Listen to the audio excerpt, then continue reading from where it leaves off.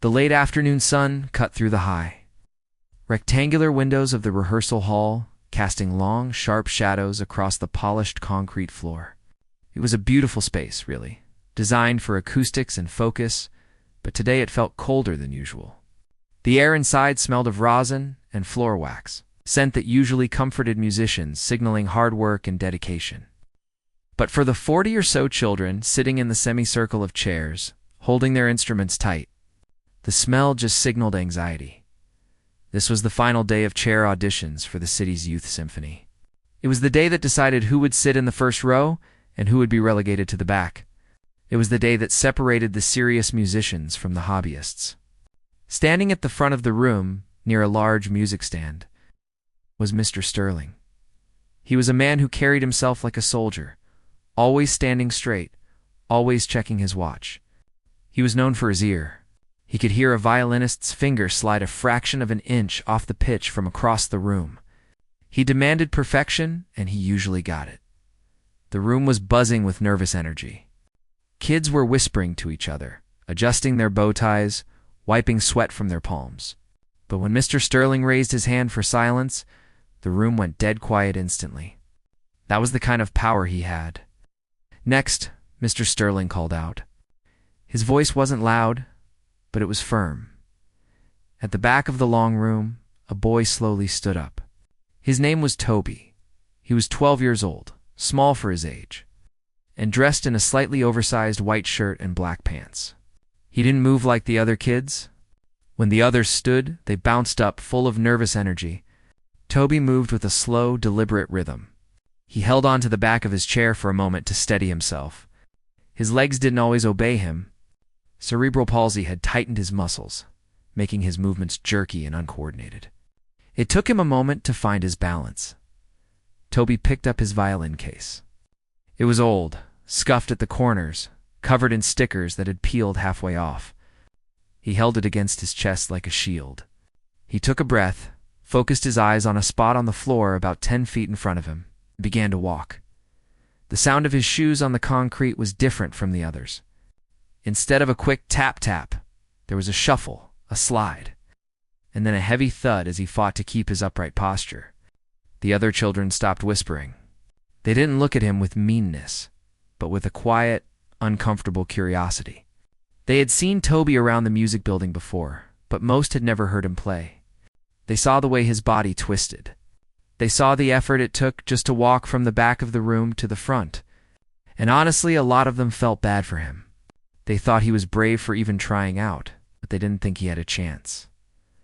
Mr. Sterling looked down at his clipboard. He didn't look up immediately. He was busy scribbling a note about the previous player. He waited, the silence stretching out, making the boys struggle to reach the center of the room feel even longer. Finally, Mr. Sterling flipped the page on his clipboard and looked up. His eyes landed on Toby, who was now about 5 feet away, breathing a little heavily from the short walk. The director sighed. It was an audible, heavy sigh that seemed to deflate his chest. He looked at the boy, then at the violin case, and then back at the boy's face, which was set in a look of intense concentration. Mr. Sterling said. It wasn't really a question. Toby, sir, the boy said. His voice was a little slurred, but clear. Toby, Mr. Sterling repeated. He took off his glasses and rubbed the bridge of his nose. Toby, we have been at this for 3 hours. We have heard 40 violinists today. We have a very specific sound we are looking for. A very high standard. Toby nodded. He expected this. He knew what he looked like. He knew that people saw the wheelchair stickers on his case and his unsteady legs before they saw the person holding the instrument. I understand, Sir Toby said softly. Mr. Sterling put his glasses back on and looked around the semicircle of students. He seemed to be looking for support, or perhaps just making a point to everyone else. This is an elite group, Toby. It's not just about playing the notes. It's about the ensemble. It's about blending. It's about stage presence. If you cannot stand firmly, you cannot hold the instrument correctly. If you cannot hold it correctly, you cannot play correctly. He paused, letting the words hang in the air. The other kids shifted in their seats. It felt cruel. They could see Toby's hand gripping the neck of the violin case so hard his knuckles were turning white. He wasn't leaving, though. He just stood there, waiting. "Sir," Toby said, his voice shaking just a little. "I can play." Mr. Sterling walked over to a plastic chair that was sitting off to the side. It was usually reserved for the staff or for water breaks. He kicked it gently toward Toby. The plastic leg scraped loudly against the floor. "We don't have time for a full audition if the basics aren't there," Mr. Sterling said, his voice losing its patience. "Sit down. Show me how you hold the bow. Just that. If you can't manage the bow, we won't waste everyone's time with a song." Toby looked at the chair. He didn't want to sit. Sitting down felt like admitting defeat before he even started. When he practiced at home, he stood. He forced his legs to lock. He used the pain to focus. But he knew Mr. Sterling wouldn't let him play unless he did what he was told. Slowly, Toby lowered himself into the plastic chair.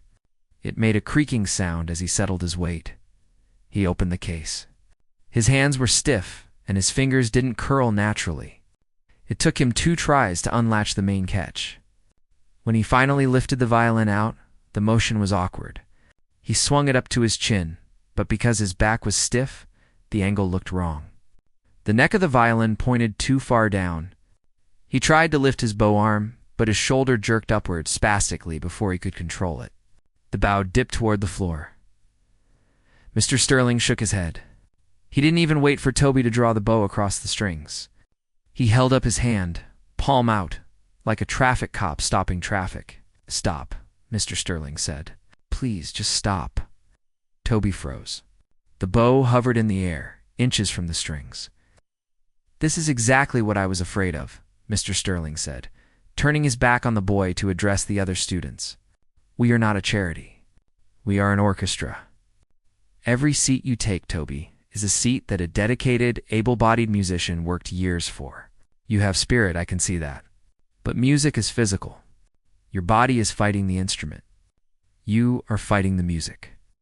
There were a few quiet gasps from the orchestra. A girl in the second row, a violinist named Sophie, looked down at her lap. She couldn't watch. She knew how much Toby wanted this. She had seen him in the practice rooms late at night, long after everyone else had gone home. Mr. Sterling walked back to his music stand and picked up a pen. "Please, pack up. Go home and enjoy your music. Keep it as a hobby. But you cannot be part of this group. It wouldn't be fair to you, and it certainly wouldn't be fair to us." The room was suffocatingly quiet. The only sound was the hum of the large air conditioning unit in the ceiling.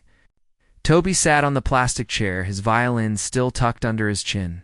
He looked at Mr. Sterling. He wasn't crying, but his eyes were bright, shimmering with unshed tears. He felt the heat of embarrassment rising up his neck. He felt the eyes of 40 other kids boring into him. He felt the judgment. He wanted to scream.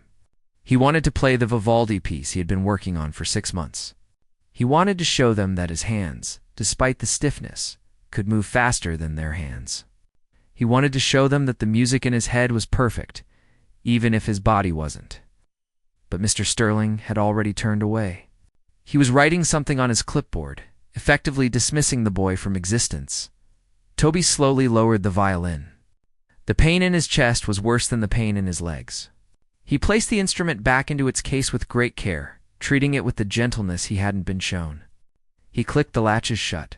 He stood up, his knees trembling slightly, not from the condition, but from the humiliation. He turned to walk back to the rear of the room. It felt like the longest walk of his life. The distance between the plastic chair and the exit seemed to stretch out for miles. He kept his head down, watching his feet shuffle across the floor, trying to coordinate the left with the right. "Next," Mr. Sterling called out, his voice echoing off the high ceiling. Toby reached the back wall. He leaned against it, letting his instrument case slide to the floor. He stood in the shadows, watching as the next kid, a tall girl with perfect posture, walked confidently to the center. Toby didn't leave. He couldn't leave yet. He just stood there, listening, a silent ghost in the corner of the room. It felt like the end of the road, but deep down, in a place he couldn't quite explain yet, He knew he wasn't done fighting. He just didn't know how to fight against a man who wouldn't even listen to a single note. The girl who had taken Toby's place in the center of the room was playing beautifully. Her technique was flawless, her posture perfect, just like Mr. Sterling liked it. She played a Mozart piece that was light and airy, full of trills and fast runs. The notes bounced off the walls, clean and sharp. But even as she played, Mr. Sterling kept glancing at his watch. He was restless. He seemed anxious to get this day over with. When she finished, he gave a curt nod. "Good. Solid. You're in the first section. Go sit." He didn't even smile. She looked relieved as she scurried back to her seat, and the room let out a collective breath. But before Mr. Sterling could call the next name, a noise echoed through the hall. It was the sharp sound of a metal music stand being tapped hard against the concrete floor. Everyone jumped. Mr. Sterling looked up, annoyed. "Who is that?" "We are on a schedule." From the far corner of the room, a woman stood up. She had been sitting quietly in a folding chair against the wall, almost invisible in the shadows. Her name was Agnes. She was older, probably in her 70s, with steel-gray hair pulled back into a tight bun. She wasn't a parent exactly, but she was the reason the youth symphony existed in this neighborhood. She had spent years fundraising, baking cookies for sales, and writing grant checks to keep the lights on. She was a retired violinist herself, having played in professional orchestras for decades before arthritis forced her to put down her bow. She had seen everything in her musical life. But what she had just seen a child being dismissed without playing a single note had made. Her blood boiled. Agnes didn't shout. She didn't need to. She walked toward the front of the room with a slow, heavy purpose, leaning slightly on a cane. The sound of the cane tapping on the floor thud. Tap, thud. Tap cut through the silence like a drum. The students parted to let her through, sensing the shift in the room's energy. Mr. Sterling watched her coming, his eyes narrowing. "Agnes," he said, his voice tight. "This isn't really the time. We are in the middle of auditions." "No, Thomas," she said, using his first name, which made him flinch. "You are in the middle of making a mistake. A big one." She walked right past him, ignoring the music stand, and stood directly between Mr. Sterling and the empty plastic chair where Toby had been sitting moments ago. She turned to face the director, blocking his view of the orchestra. The students held their breath. No one ever talked back to Mr. Sterling like this. "This is my hall, and I respect your authority as the director," Agnes said, her voice strong and clear, carrying easily to the back of the room. "But music is about the soul, Thomas, not about how straight you stand." Mr. Sterling straightened his own tie, looking flustered. "We have standards, Agnes. You know that. We can't put someone on the stage who can't keep time physically. It's a safety issue. It's a visual distraction. The audience pays to see excellence," Bull Agnes said sharply. The word hung in the air. A few of the younger students giggled nervously, but quickly stopped when Agnes looked around. "I heard that boy play 3 months ago in the practice room. I was walking down the hall, and I heard Vivaldi. I thought it was a recording. I stood there for 10 minutes, listening.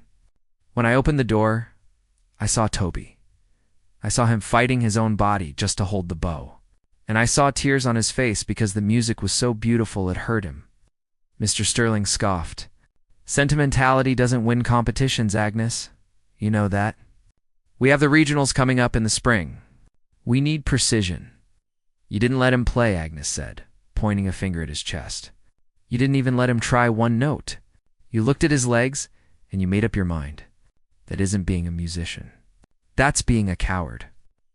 The room went deadly silent. Calling the director a coward was a bold move. Mr. Sterling's face turned a deep shade of red. He took a step toward her, his hands balling into fists.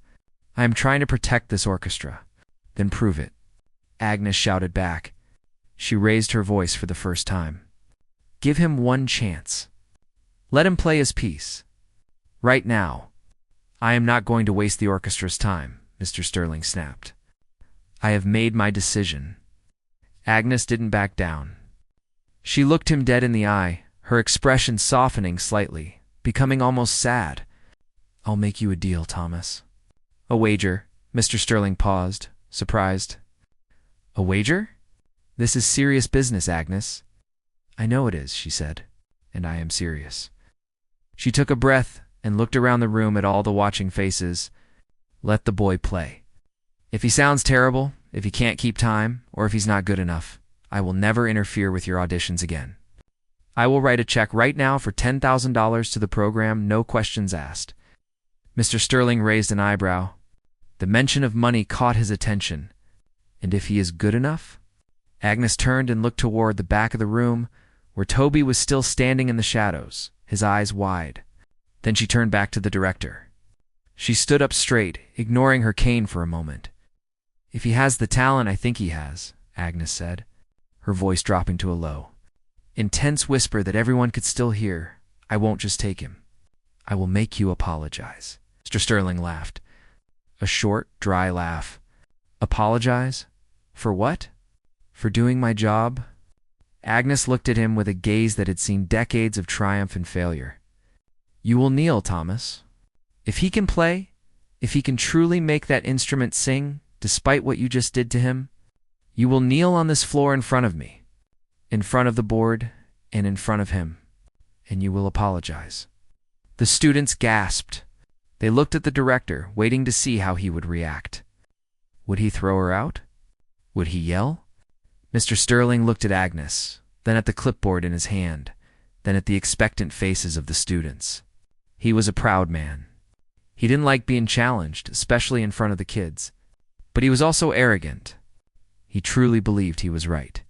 He believed that no disabled child could possibly be better than his trained, able-bodied musicians. He thought the whole thing was a waste of time, but the challenge appealed to his ego. He wanted to prove Agnes wrong. He checked his watch again, tapping the face of it. Fine, he said, tossing the word into the air. Fine, you want a spectacle? We'll have a spectacle. But let's be clear about this. If the boy fails, he is out, for good. And you stop interfering with my curriculum, deal, Agnes said immediately. She turned around and gestured to the back of the room. Toby, come back here. Toby didn't move at first. He couldn't believe what was happening. He looked from Agnes to Mr. Sterling. The director's face was hard, unreadable. But Toby saw the opening. It was a tiny crack in a solid wall. It was the only chance he was ever going to get. He pushed himself off the wall. His legs felt a little stronger now, fueled by a sudden rush of adrenaline. He walked toward the front, his shuffling shoes the only sound in the room. The other kids didn't whisper this time. They watched him with a mix of curiosity and sympathy. They couldn't believe Agnes had stood up to the director. They couldn't believe Mr. Sterling had actually agreed. When Toby reached the plastic chair, Mr. Sterling pointed to it with his pen. Don't get comfortable, he muttered. This won't take long. Toby ignored the chair. He looked at Agnes, and she gave him a tiny nod. He looked at the director, and then he looked at the floor. He took his violin out of the case again. His hands were still shaking, but not just from the palsy this time. He was terrified.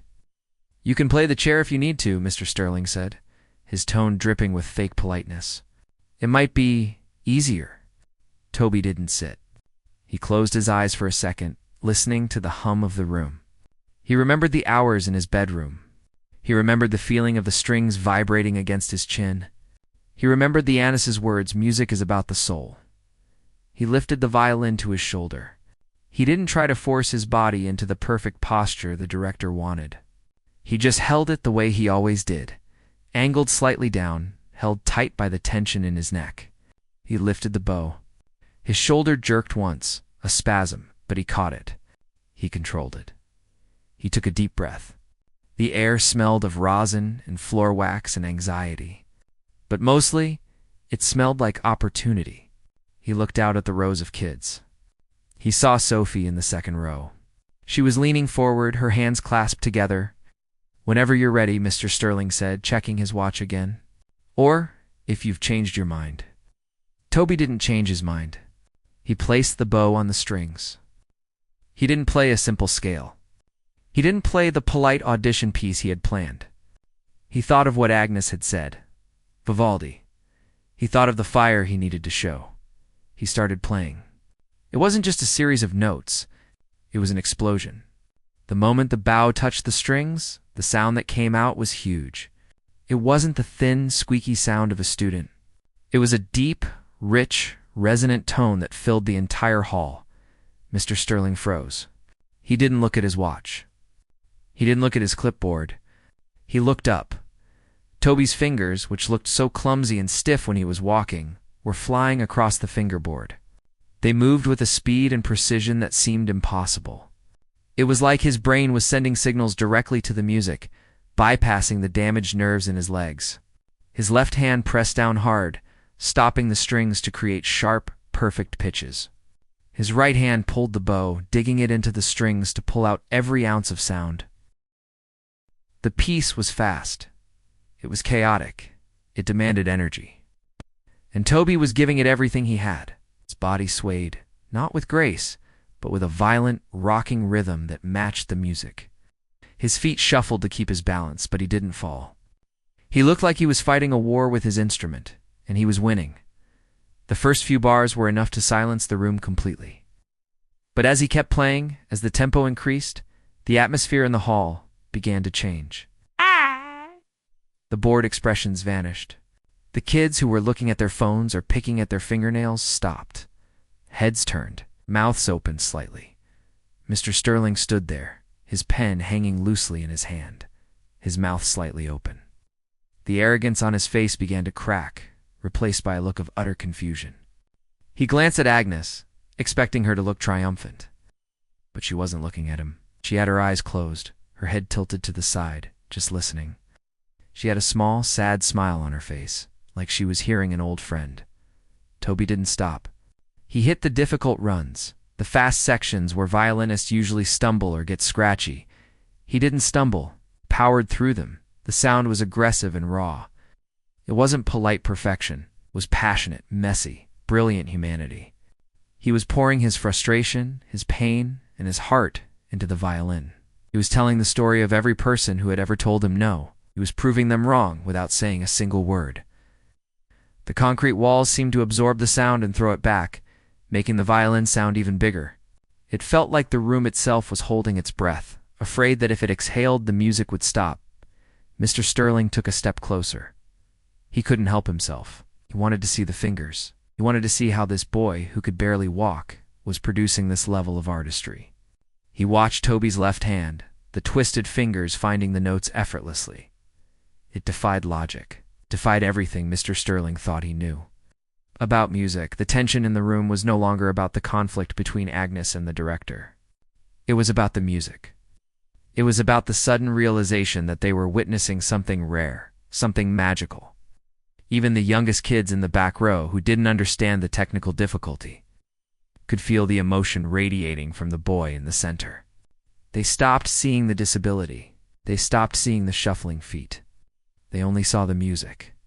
And as Toby launched into the final crescendoing passage of the piece, sweat dripping down his forehead, his face contorted with the effort of holding it all together, the realization hit Mr. Sterling like a punch to the stomach. He realized he wasn't the judge anymore. In this room, at this moment, he was just a student. And Toby was the master. The final note hung in the air, vibrating before fading into silence. Toby didn't drop his bow immediately. He held the pose, his chest heaving, his arm trembling uncontrollably now that the adrenaline was fading. He stared at the music stand, not daring to look up. The silence that followed was heavy, thick, and absolute. It was the silence of shock. No one moved. No one breathed. It was the kind of silence that only comes when something truly profound has just happened. Asterisk. The silence that followed the last note was not the usual polite quiet of a concert hall. It was heavy, like the air before a thunderstorm, pressing down on everyone's ears. Toby stood in the center of the floor, his chest heaving up and down. Sweat trickled down the side of his face, but he didn't wipe it away. His right arm, the one holding the bow, was vibrating uncontrollably now. The muscles exhausted from the effort of the performance. Slowly, shakily, he lowered the violin. The wood of the instrument bumped against his leg, but he didn't seem to notice. just stared at the polished concrete, terrified to look up, usually at an audition. There was a moment of shuffling papers, a few coughs, or a polite round of applause. But there was none of that. The 40 or so kids in the orchestra sat frozen. They weren't just being polite, they were stunned. The girl who had played before Toby, the one with the perfect posture, had her mouth slightly open. Her violin rested on her knee, completely forgotten. The kids in the back row, the ones who usually whispered and passed notes during auditions, were leaning forward in their seats, as if being pulled closer by a magnetic force. The sound that had come out of the boy had been raw. It wasn't perfect in the way Mr. Sterling liked, technically clean and sterile. It was messy and alive. It had cracked open the ceiling. It had made the expensive violins of the other students sound like toys. Even the children who didn't know much about Vivaldi could feel the difference. They knew the difference between playing the notes on a page and pouring your soul into the strings. They had just watched someone pour their entire life into 3 minutes of music.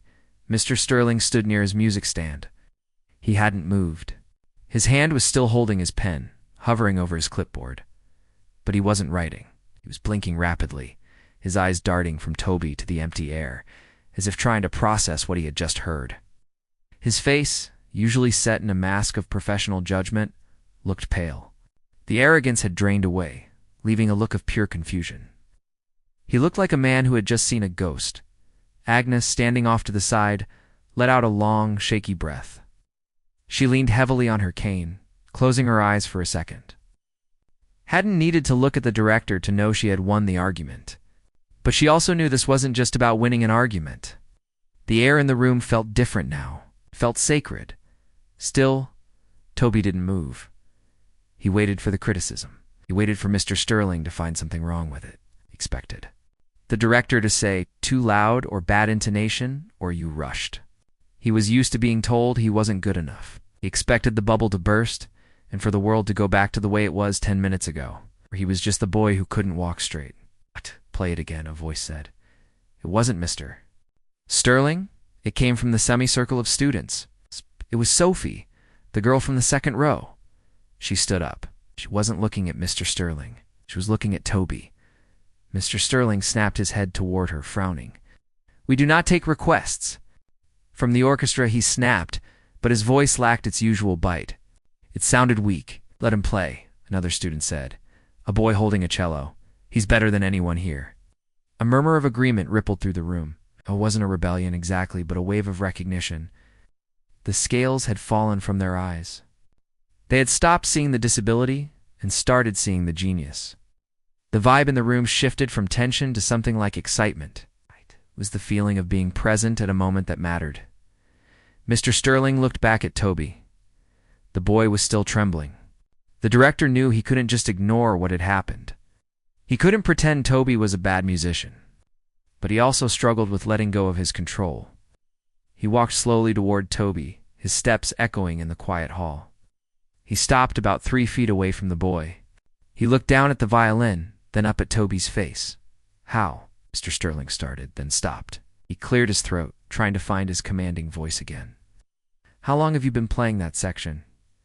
Toby finally looked up. His eyes were wet, bright with unshed tears. Since January, sir.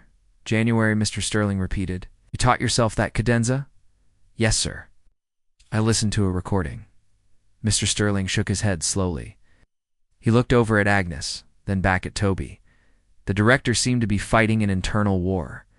His old instincts were telling him to criticize the boy's posture, to point out that his feet were uneven, that his grip was tight. But the music was still ringing in his ears, drowning out his critical thoughts. He realized that his rules, his precious standards, meant nothing in the face of the art he had just witnessed.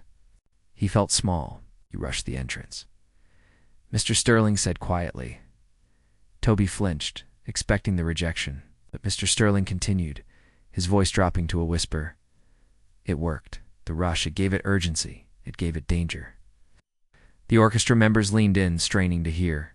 Your intonation in the lower register was questionable, Mr. Sterling went on, pacing a small circle around Toby. But the tone was incredible. It was like you were speaking through the wood. Agnes smiled. She knew this was the closest Thomas Sterling would ever come to admitting he was wrong. "Can you do it again?" Mr. Sterling asked.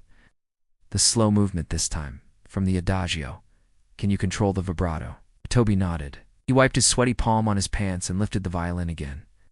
This time, when he tucked it under his chin, he didn't look scared. He looked determined. He began to play. It was a completely different piece now.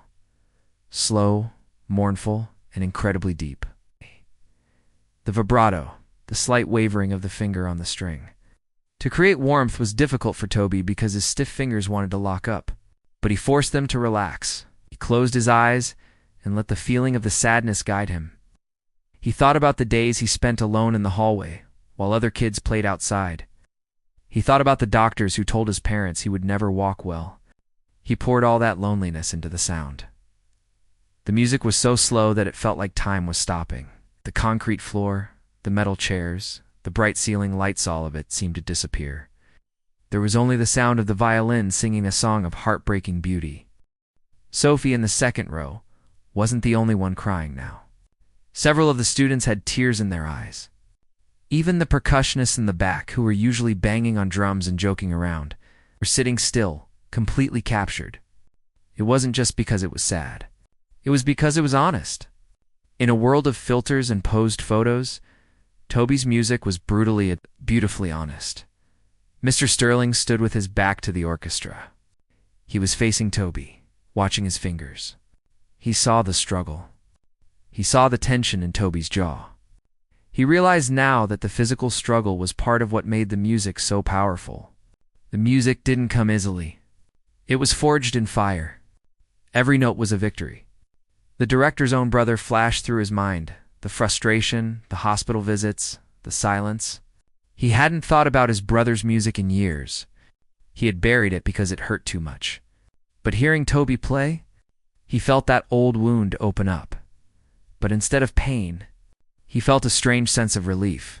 Toby hit a high note, holding it out, letting it ring and fade into the silence until there was nothing left. He lowered his bow, and this time he looked straight at Mr. Sterling. He didn't look down. He waited for a long moment. Mr. Sterling didn't speak. He looked at the boy. He looked at the violin. He looked at the floor. He took a handkerchief out of his pocket and wiped his forehead. The silence stretched, but it wasn't an uncomfortable silence anymore. It was a respectful one. Finally, Mr. Sterling turned to the orchestra. "Put down your instruments," he commanded. "Everyone." The kids looked confused, but they obeyed. They loosened their bow ties and set their instruments in their laps or on the chairs. Mr. Sterling turned back to Toby. He didn't speak loudly, but his voice carried. "I have been teaching for 30 years, he said. "I have taught prodigies. I have taught students who went on to play in major symphonies all over the world. I have heard thousands of auditions." He paused, looking around the room to make sure everyone was listening. "Technique is what I teach you," Mr. Sterling said to the students.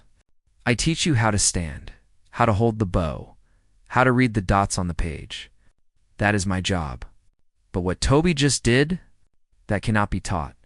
You are born with that. Or maybe it is given to you because you have had to fight for everything else in your life." He looked back at Toby, and for the first time, there was no judgment in his eyes.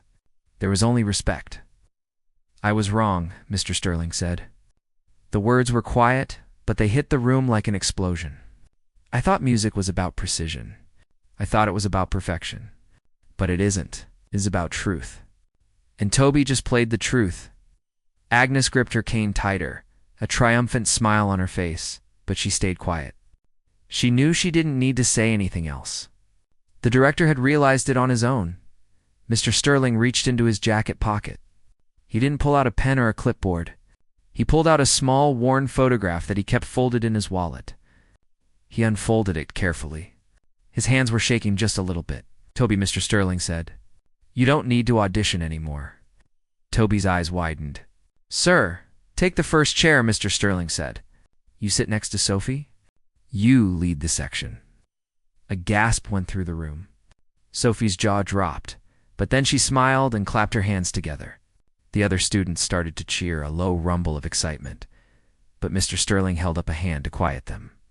He wasn't done. He looked at the photograph in his hand, a black and white picture of a young man in a wheelchair, holding a violin. It was a picture he hadn't shown anyone in decades. He looked at Toby, and the resemblance was uncanny. It wasn't just the chair. It was the way Toby held his head, the intensity in the eyes, the defiance. "There's something else," Mr. Sterling said, his voice cracking. He took a step closer to Toby and held out the photograph so the boy could see it. "This is my brother." His name was Silas. Toby looked at the photo. He saw the young man smiling despite the wheelchair. He saw the violin. "He had the same condition as you," Mr. Sterling whispered. "He died 15 years ago. He used to play that same Vivaldi piece. When he played, he sounded just like you." The room went dead silent again. The students stared at the director. They had never seen him like this. He wasn't the scary boss anymore. He was just a man, a brother, who was remembering someone he lost. "I thought I was protecting the orchestra by keeping you out," Mr. Sterling said to Toby, tears finally spilling over and running down his cheeks. "But really, I was just scared. I was scared of hearing that sound again. It hurt too much." Took a deep, shuddering breath. He looked at the boy who had somehow brought his brother back to him through music. "You have a gift, Toby?" Mr. Sterling said. "And I am sorry I tried to silence it." Toby looked at the photo, then up at the tall man standing in front of him. He saw the tears. He saw the pain. And for the first time that day, Toby didn't feel like an outsider. He didn't feel like the disabled boy. He felt like a musician. He felt like he belonged. "Thank you, sir," Toby whispered. Mr. Sterling nodded. He put the photograph back into his pocket, patting his chest as if to keep his brother close.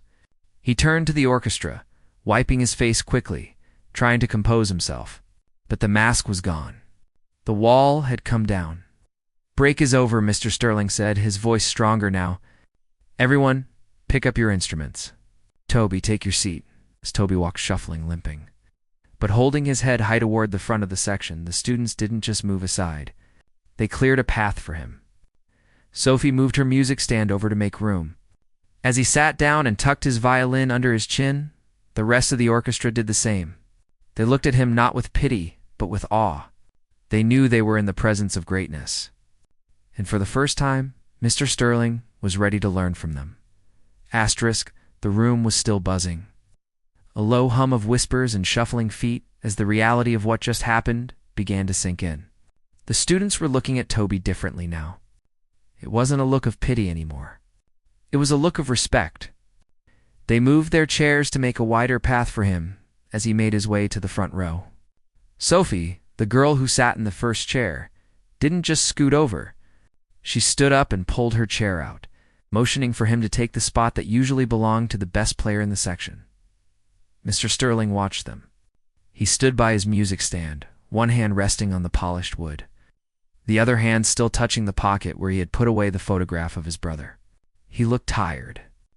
The anger that had fueled him earlier had completely drained out of him, leaving him feeling older than his years. He watched Toby sit down. It took the boy a moment to get comfortable.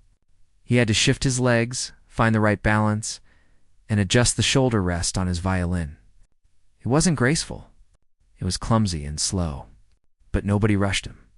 In the past, Sterling would have tapped his foot, checked his watch, or made a sarcastic comment about wasting time. Now he just waited. When Toby was finally ready, he looked up. He didn't look at the director. He looked at the other kids. He gave a small, nervous smile. Sophie smiled back and gave him a thumbs up. "All right," Sterling said, clapping his hands once. The sound was sharp, breaking the emotional spell that had settled over the room. "We have an hour left of rehearsal. We have a concert in 3 weeks, and we are behind schedule." The students snapped to attention. They grabbed their instruments. The mood shifted from shock back to work, but it was a different kind of work energy now. It was lighter. The fear that usually paralyzed them during Sterling's rehearsals was gone. Sterling walked to the center of the room. He picked up his baton. He looked at the sheet music on the stand, but he didn't focus on the notes. He was thinking about the wager. He was thinking about Agnes standing in the corner, leaning on her cane, watching him like a hawk. He had agreed to kneel if the boy was good enough.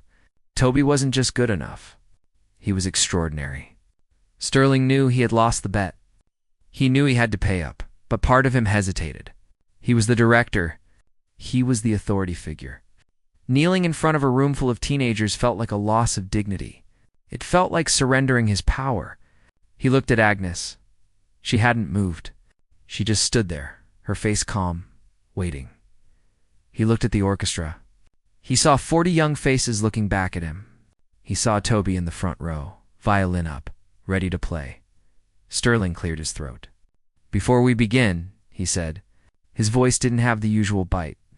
It sounded quieter, almost hesitant. "I need to address something." The room went silent. The students lowered their instruments slightly. They knew something was coming. "We have rules here," Sterling said, pacing slowly in front of them. "We have rules about posture. We have rules about attendance. We have rules about discipline. And I believe those rules are important.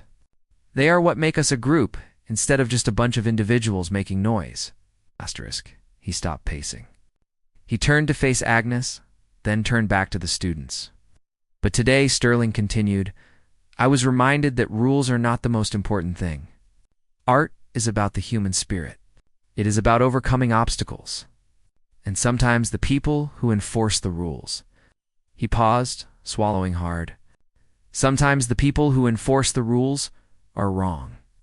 A few of the students exchanged glances. They had never heard the director admit a mistake. It was a shocking moment, almost as shocking as Toby's performance. "I made a judgment today based on what I saw, not what I heard," Sterling said. "I judged a book by its cover, and in doing so, I almost robbed this orchestra of a great talent. I almost robbed a young man of his chance to shine." He walked toward the first row. He stopped right in front of Toby. Toby looked up, his eyes wide. Sterling didn't look angry. He looked humble. "Toby," Sterling said, "you belong here. You have earned that chair.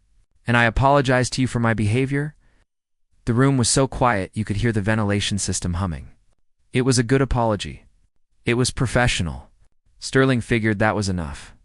He nodded to himself, thinking he had fulfilled his obligation. He turned to go back to the podium. Thomas Agnes's voice rang out. It wasn't loud, but it cut through the air. Sterling stopped. He froze with his back to the orchestra. He knew exactly what she was doing. She was holding him to the exact letter of their agreement. He had said, "If he can play, I will kneel."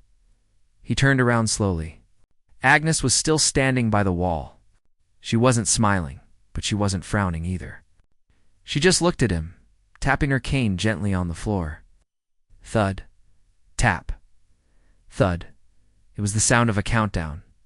Sterling looked at the students. They were confused. They didn't know about the deal.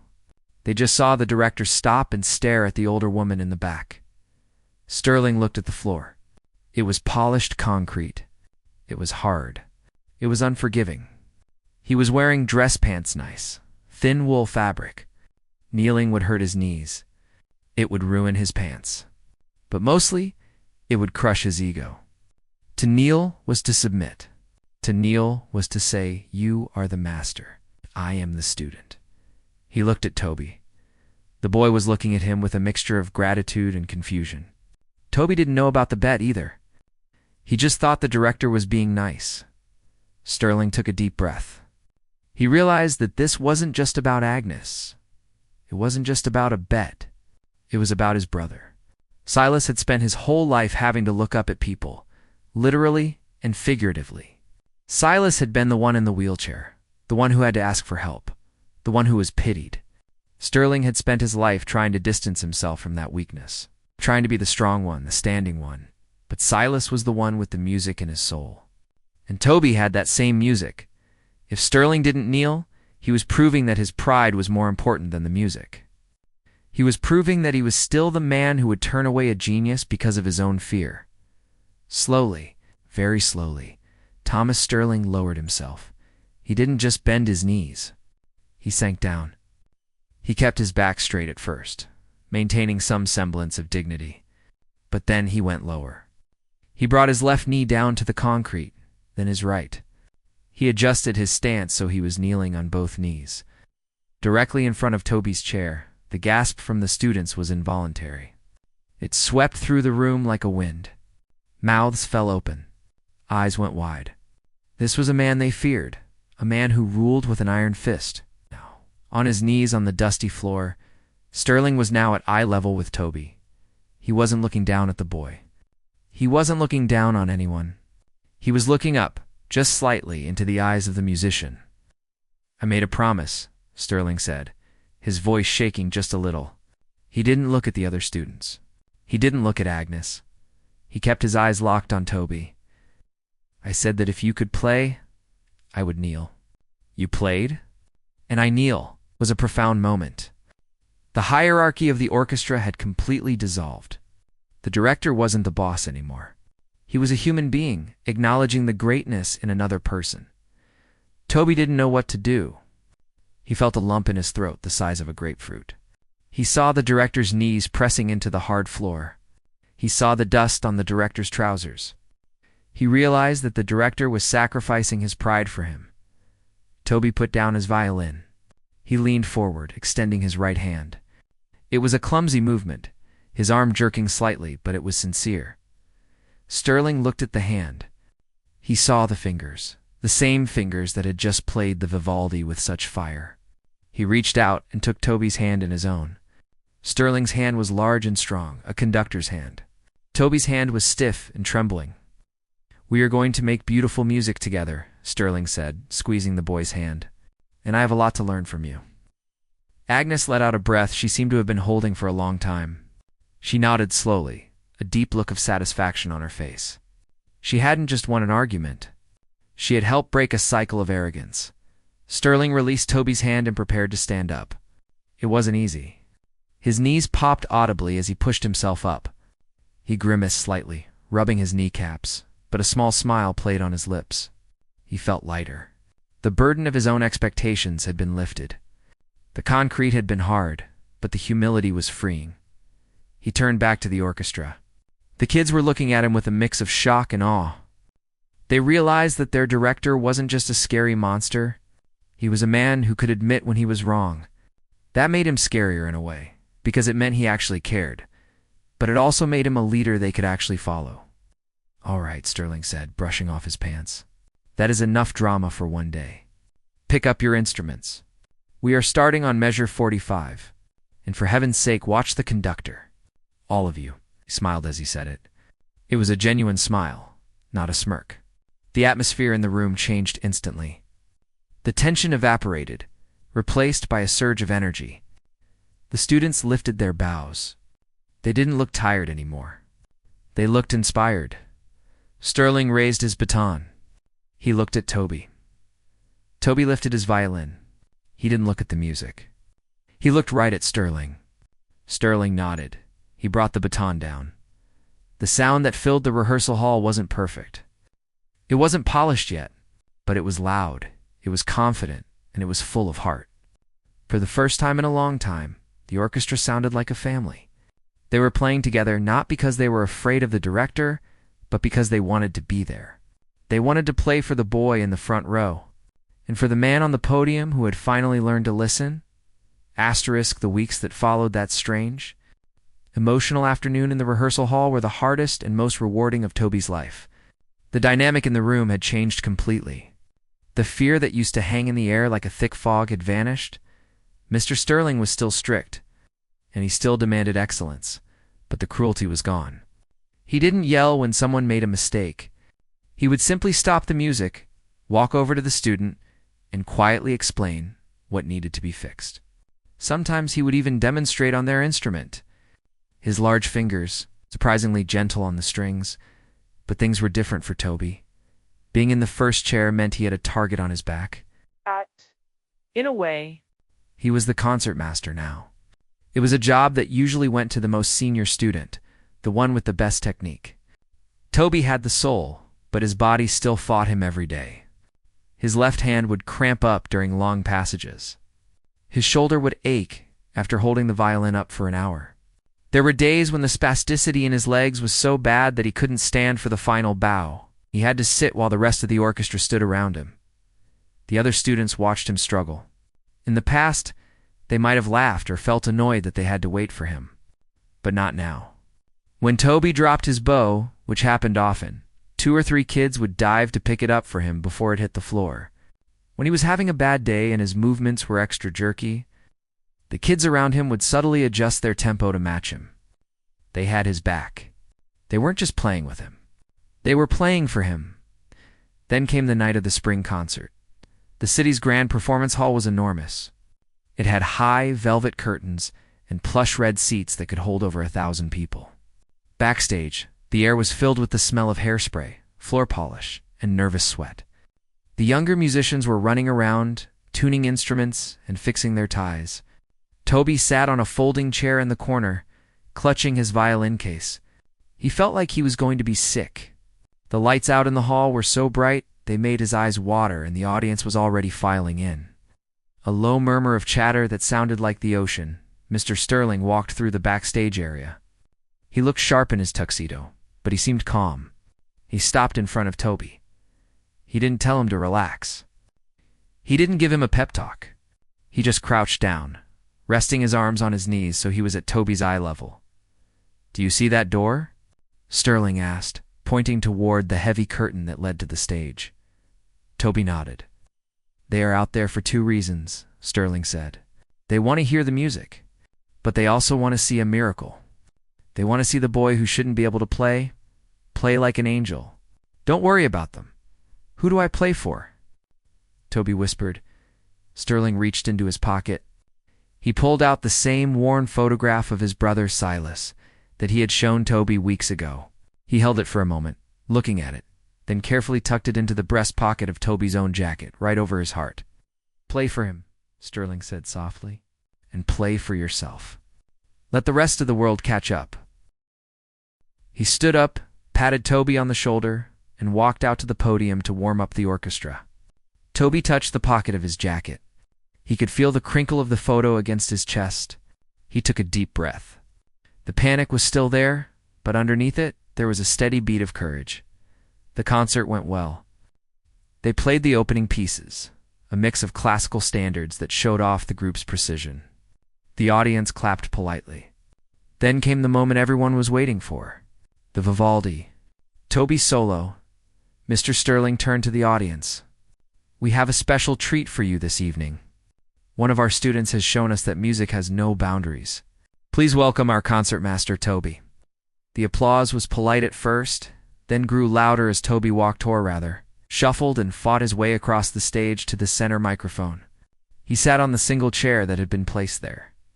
He didn't try to stand. He didn't need to pretend to be something he wasn't. He settled the violin under his chin, closed his eyes for a second, and began to play.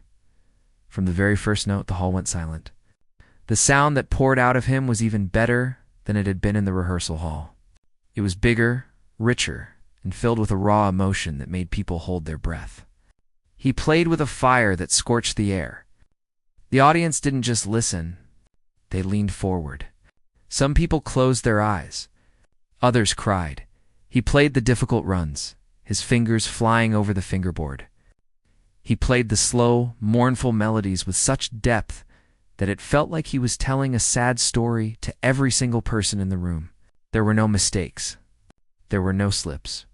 It was flawless, not because it was technically perfect, because it was emotionally true. When he hit the final high note and held it, the silence that followed was heavy. Then the applause exploded. It wasn't just clapping, it was a roar. People stood up. They whistled and shouted.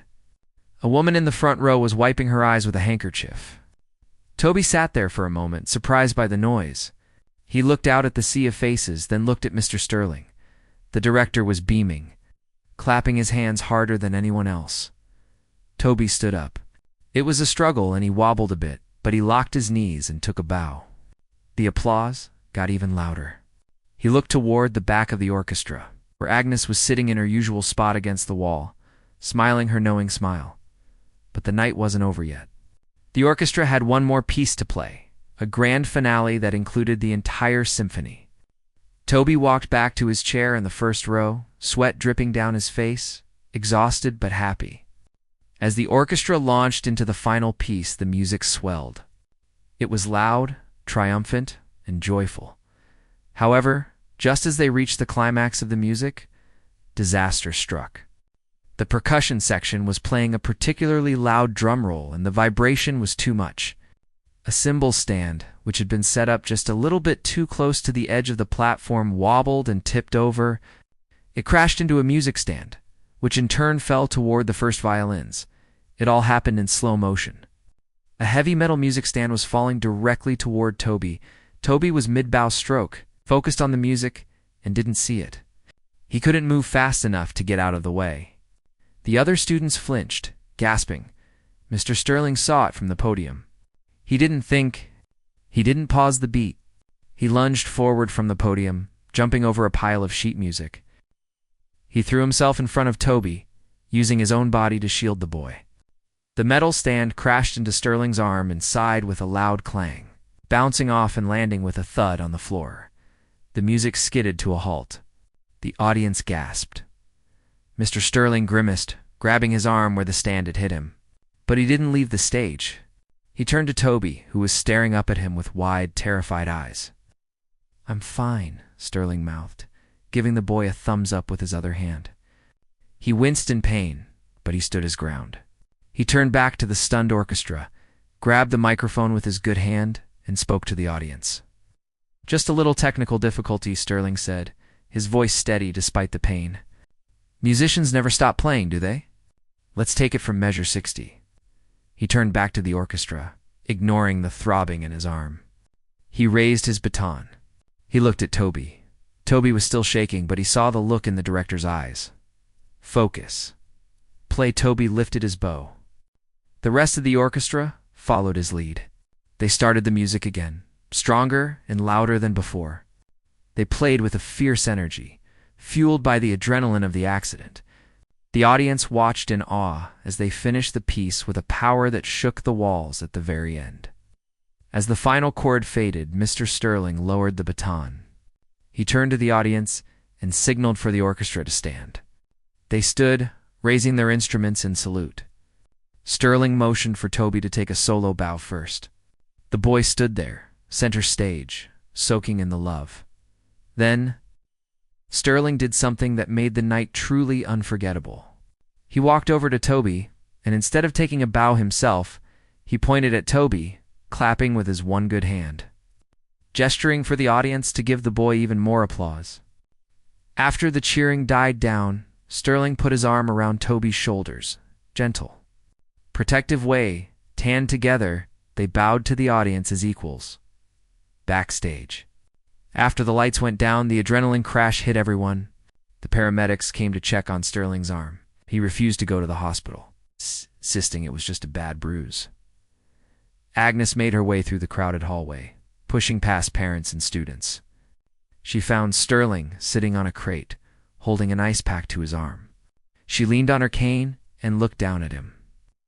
"You jumped in front of a falling music stand," Agnes said, raising an eyebrow. "For a student?" Sterling looked up and smiled tiredly. "It wasn't just a student, Agnes.